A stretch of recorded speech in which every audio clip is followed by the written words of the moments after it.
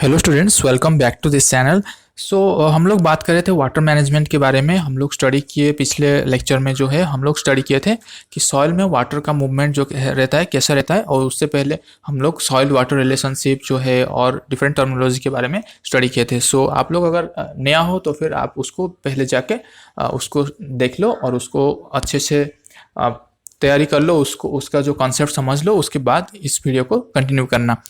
आज हम लोग बात करेंगे प्लांट वाटर रिलेशनशिप के बारे में। स्पैक में जो है सॉइल प्लांट एटमॉस्फेयर कंटिन्यूम, इसमें सॉइल वाटर रिलेशनशिप रहता है, प्लांट वाटर रिलेशनशिप रहता है, एंड ओवरऑल ये एक सॉइल प्लांट एटमॉस्फेरिक कंटिन्यूम एक रहता है। तो एक एक स्टेप बाय स्टेप आपको जाना पड़ेगा। हर एक कॉन्सेप्ट को आपको बारीकी से उसको पढ़ना पड़ेगा, समझना पड़ेगा, नहीं तो आप समझ नहीं पाओगे। वाटर मैनेजमेंट इतना डिफिकल्ट नहीं है, लेकिन क्यों डिफिकल्ट लगता है? क्योंकि हमको हर एक टर्म को हमको समझना पड़ेगा। वाटर पोटेंशियल क्या है, वाटर टेंशन क्या है, वाटर मूवमेंट, इन्फिल्ट्रेशन क्या है, पर्कुलेशन क्या है, सारी चीज़ हमको बारीकी से, हमको जो डिफरेंस है उसको पता करना पड़ेगा। डिफरेंट पोटेंशियल्स क्या है। ओके, आज हम लोग स्टडी करेंगे प्लांट वाटर रिलेशनशिप के बारे में। सोर्स जो वाटर है वो क्यों इंपॉर्टेंट है प्लांट के लिए? प्लांट जो फोटोसिंथेसिस करता है उसमें क्या है, कार्बन डाइऑक्साइड रिडक्शन के लिए हाइड्रोजन चाहिए होता है। तो हाइड्रोजन आया आता कहाँ से है? वो वाटर से आता है। वाटर जो है PS2 में, फोटोसिस्टम 2 जो है जेट स्कीम में, अगर आपको पता है तो फिर आप जान पाओगे, नहीं पता है तो फिर आपको मैं बाद में बता दूंगा।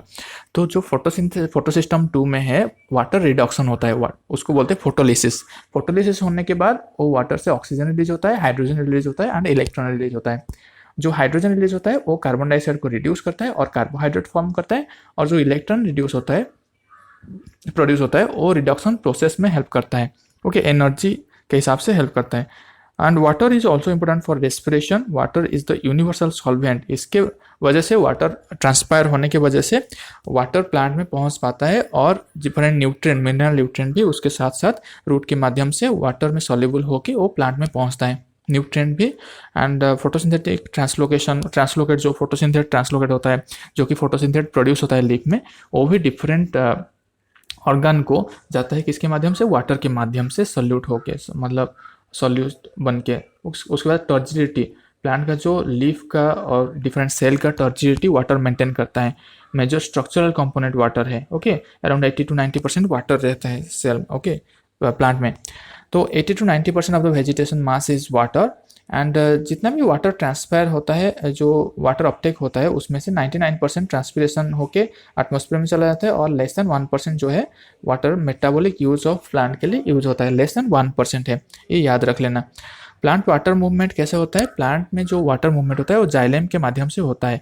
ओके, उसको बोलते हैं ट्रांसपिरेशन पूल। ट्रांसपिरेशन पूल में क्या होता है, एक प्लांट हो गया और उसका जो है रूट सिस्टम आ गया। इस सॉइल में जो वाटर पोटेंशियल है वो जनरली -0.3 to -15 बार रहता है। उसके बाद रूट में जो वाटर पोटेंशियल और थोड़ा कम रहता है वाटर पोटेंशियल। उसके बाद स्टेम में, जो जाइलेम में वाटर पोटेंशियल और थोड़ा कम रहता है, और जो लीफ में वाटर पोटेंशियल रहता है और थोड़ा कम रहता है, और एटमॉस्फेयर में और ज़्यादा कम रहता है। तो water generally moves from higher potential to lower potential. तो क्या होता है, सॉइल से वाटर मूव करता है रूट में, रूट से वाटर मूव करता है जाइलेम, जाइलेम से लीफ, लीफ से फिर एटमॉस्फेयर, ऐसे होके ये एक प्रोसेस है। इसको बोलते हैं ट्रांसपिरेशन, जिसमें स्टोमाटा यूज होता है। तो ट्रांसपिरेशन पूल होके वाटर मूवमेंट होता है प्लांट में।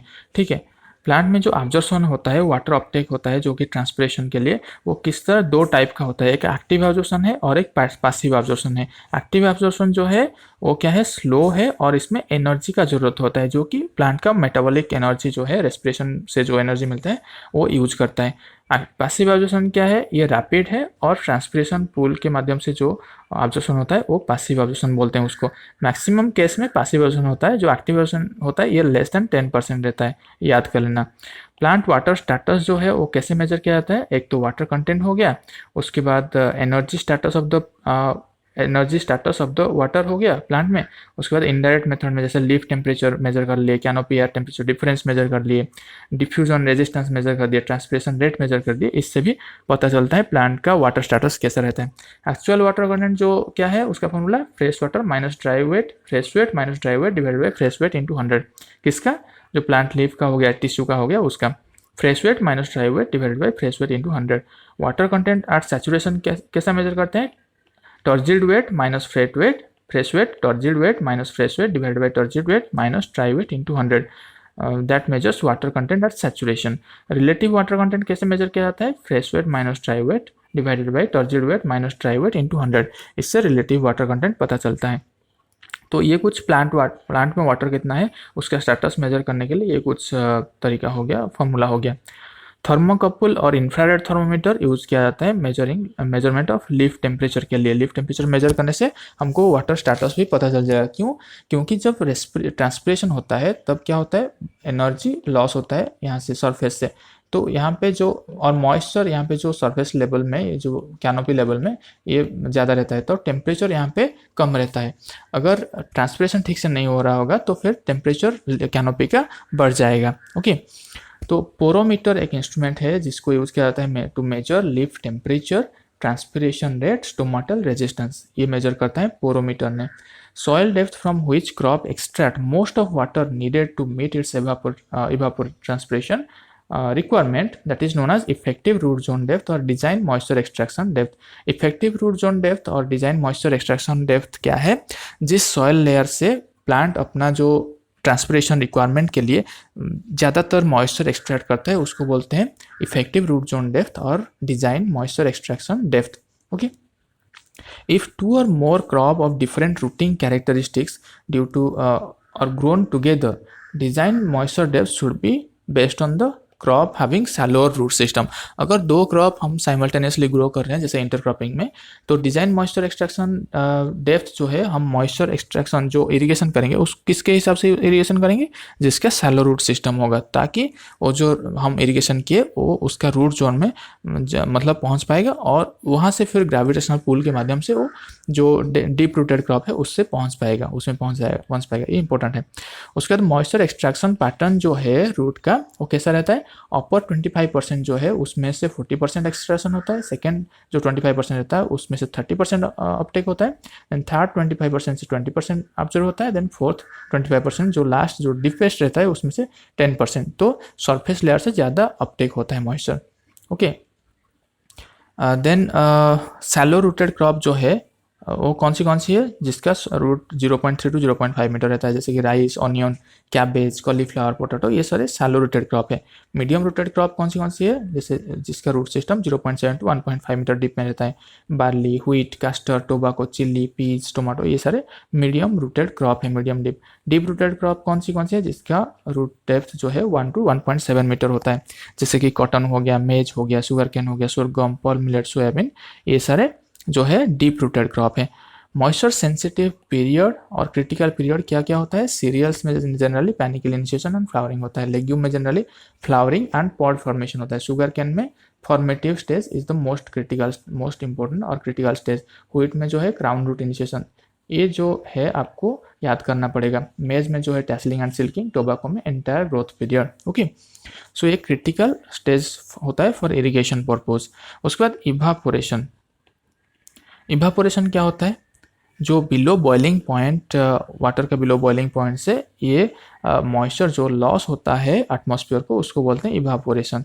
Evaporation is a diffusive process. Temperature और जो इसका कैलोरी कितना एनर्जी यूज होता है? For 1 gram water evaporation at 20 degree Celsius 590 calorie use होता है। तो ये एक एनर्जी वेस्ट प्रोसेस है। Energy waste in the sense solar radiation से इवापोरेशन होता है। Water at evaporating surface is greater than surrounding atmosphere. Okay, factor क्या क्या डिपेंड करता है इवापोरेशन के लिए? Surface soil moisture content, soil and air temperature, atmospheric humidity, wind velocity and vegetation cover, ये सारे कुछ फैक्टर है जो कि ये जो फैक्टर है ये एट्रीब्यूट करता है इवापोरेशन रेट को। ओके, तो इवापो ट्रांसपिरेशन क्यों हम बोल रहे हैं? क्योंकि हम एक साथ इवापोरेशन या फिर ट्रांसपिरेशन एक साथ मेजर नहीं कर सकते, मतलब कि एक साथ इसको अलग अलग मेजर नहीं कर सकते, तो इसको इवापो ट्रांसपिरेशन बोलते हैं। ओके, सो ये जो है इवापो ट्रांसपिरेशन क्या किसको लेके है? Evaporation plus transpiration. ओके, तो इवापोरेशन हो गया। Transpiration it is a necessary evil that was propose by Curtis. Necessary evil क्यों? क्योंकि ट्रांसपिरेशन अगर नहीं होगा तो फिर मॉइस्चर वाटर अपटेक नहीं हो पाएगा, वाटर अपटेक के साथ साथ न्यूट्रिएंट अपटेक नहीं हो पाएगा, उसके बाद जो फोटोसिंथेसिस नहीं हो पाएगा, और ट्रांसपिरेशन नहीं होने से फिर स्टोमाटल मूवमेंट नहीं होगा और कार्बन डाइऑक्साइड भी लीफ के अंदर नहीं हो पाएगा, जबकि फोटोसिंथेसिस नहीं हो पाएगा, और जो है ट्रांसपिरेशन से लीफ का टेम्परेचर मेंटेन रहता है वो नहीं हो पाएगा। ओके, तो ये सारी चीज़ ट्रांसपिरेशन के लिए ही हो पाता है, तो इसीलिए transpiration is a necessary evil, it was proposed by Curtis. So जो इवापोट्रांसपिरेशन जो है इसको कौन सी फैक्टर जो अफेक्ट करते हैं, जैसे क्लाइमेटिक फैक्टर हो गया, radiation, precipitation, relative humidity, temperature, wind. Soil factor हो गया, water table depth, soil moisture, soil जो है प्रॉपर्टीज़ हो गया, physical chemical properties. Plant factor हो गया, morphology, crop, vegetation, geometry, plant नो। तो then stomatal density, rooting characteristics, growth phases etcetera. Management में हो गया टिलेज, फर्टिलाइजर, प्लांट प्रोटेक्शन। ये कुछ फैक्टर है जो कि अफेक्ट करता है इवापोट्रांसपिरेशन को।